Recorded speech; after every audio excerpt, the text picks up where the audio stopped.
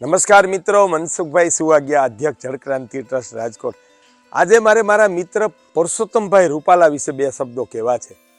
Purushottambhai Rupala science graduate master degree સુધી ભણેલા અને ભૂતપૂર્વ શિક્ષક છે અને ઊંડા અભ્યાસુ છે। સેંકડો શાસ્ત્રો વાંચ્યા છે। આટલી રાજકીય કારકિર્દી કાર્યરતતા વચ્ચે એણે અમારા ગોવેદ, જળક્રાંતિ, કૃષિ સંહિતા સહિત 8 ગ્રંથો 2 વખત વાંચ્યા છે। એટલો અભ્યાસ છે એમનો। અને અમે નજરે એને મોરારી બાપુથી લઈ સંતો, સાહિત્યકારો, ઇતિહાસકારો, વિદ્વાનો સાથે ત્યાંથી લઈને ખેડૂત અને માલધારીના અમારા લાખોમાં સાથે સંવાદ કરતા મેં એને જોયા છે। ત્યારે સંવાદ કોણ કરી શકે, શાસ્ત્રાભ્યાસ કોણ કરી શકે? જે સત્વગુણી આત્મા હોય।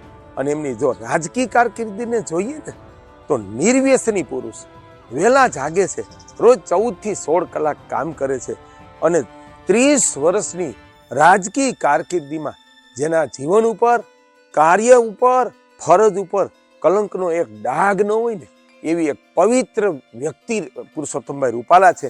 અને એથી જ અમે તો આખા દેશમાં સેવા કરીએ છીએ, આખા દેશમાં ફરીએ। ત્યારે ગુજરાતના ગામે ગામ એક આદર્શ રાજપુરુષ તરીકે કરોડો લોકોના હૃદયમાં સ્થાન કોઈ જો પામી શક્યા હોય ને તો એ માનની પુરુષોત્તમભાઈ રૂપાલા છે। અને એવી જ રીતે આખા દેશના લોકો, જે એવું કોઈ વ્યક્તિ નથી જે પુરુષોત્તમભાઈ રૂપાલાને પરિચય ન હોય અને એને માનથી ન જોતું હોય। આવી વ્યક્તિએ અમારી જળક્રાંતિ ટ્રસ્ટની રાષ્ટ્ર સેવાને મારે કહેવું છે કે મોદી સાહેબથી લઈ અને આખા દેશમાં ખરા હૃદયથી પ્રસારિત કરી છે। ભેખડિયાથી લઈ અનેક ગામોમાં આવી અને આ સેવા જોઈ છે। ત્યારે જળક્રાંતિ ટ્રસ્ટના તમામ કાર્યકર્તાઓને અને અમારી સાથે જોડાયેલા તમામ લોકોને અપીલ છે કે આ વ્યક્તિ જ્ઞાતિ, જાતિ, કોઈનો દ્વેષ, ટાટિયા ખેતથી સંપૂર્ણ મુક્ત એક પવિત્ર રાજપુરુષ છે। આવી વ્યક્તિને આપણે ઓળખવા જોઈએ। અને જે લોકો પોતાના આદર્શ નેતૃત્વની ટાટિયા ખેંચ કરે છે, ઉપેક્ષા પણ કરે છે ને, એ પ્રજા ખાડામાં પડે છે, દુઃખમાં ડૂબી જાય છે અને એવી પ્રજાના દેશ છે ને ગુલામ બને છે। એ આપણે ઇતિહાસમાં જોયું છે।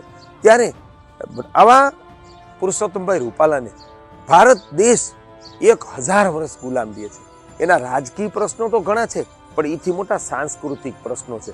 2024ની ચૂંટણી છે ને, એ ભારતના વિકાસના પ્રશ્નો તો એમાં મહત્વના છે, રાજકીય પ્રશ્નો મહત્વના છે, પણ સાંસ્કૃતિક પ્રશ્નો ઉકેલવાની દેશને 1000 વર્ષ પછી તક મળી છે। અને ભાજપનું એક ધ્યેય છે કે આ પ્રશ્નો ઉકેલવા છે। ત્યારે સક્ષમ માણસોનો સાથ મોદી સાહેબને અનિવાર્ય છે। ત્યારે મોદી સાહેબની દીર્ઘ દ્રષ્ટિ, ભાજપનું વિશાળ ધ્યેય, RSSના વિશાળ ધ્યેયને ઓળખીને એને રાજકોટની સીટ ઉપર મૂકવામાં આવ્યા છે।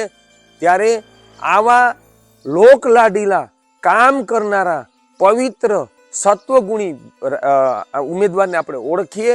અને રાજકોટ શહેરની જનતા, તમામ ગામડાના લોકોને અપીલ છે કે અમે રાજકારણથી પર છીએ। આપ જાણો છો કે સંપૂર્ણ ત્યાગ ભાવે રોજ 16 કલાક કામ કરીને દેશને જીવન આપીને આ દેશને જળક્રાંતિ, ગીર કાંકરેજ ગોક્રાંતિ, ગાય આધારિત કૃષિ, દિવ્યગ્રામ જેવી યોજના આપી છે ને, ગો વેદ, 5મો વેદ અને 8 શાસ્ત્રો લખી અને ત્યાગ ભાવે સેવા કરી છે। એનો સાક્ષી આખો દેશ છે। ત્યારે બિન રાજકીય વ્યક્તિ તરીકે મારી અપીલ છે કે આ પુરુષોત્તમભાઈ રૂપાલા રાજકોટના ઉમેદવાર છે ને, એ રાજકોટ શહેર અને જિલ્લાનું સદભાગ્ય છે। અને આવી વ્યક્તિને આપણે વધાવીએ અને આપણો રાજકીય ધર્મ ઓળખીને, જ્ઞાતિ, જાતિ, કોઈના ઉશ્કેરાટથી પર રહીને જંગી બહુમતીથી એને જીતાડીએ।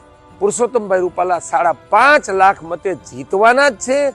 અમને અમારો આદર કરનારા, અમારી રાષ્ટ્ર સેવા સાથે જોડાયેલ લોકોને કેવું છે કે તમે કોઈ દ્વિધામાં, કોઈના બહેકાવામાં આવ્યા વગર એને જંગી બહુમતીથી આપણે જીતાડીએ અને બધે પ્રચાર કરીએ કે આપણે આપણા જિલ્લા માટે મત આપીએ છીએ, દેશ માટે, સંસ્કૃતિ માટે મત આપીએ છીએ। આપણો નાગરિક ધર્મ બજાવી પુરુષોત્તમભાઈ રૂપાલાને 5.5 લાખ મતથી જીતાડીએ અને ભાજપને 411 સીટ આપીને આ સંસ્કૃતિના સદીઓના પ્રશ્નોને ઉકેલીએ અને ભારતને આવનારી મહાસત્તા બનાવીએ। મનસુખભાઈ સુવાગિયા।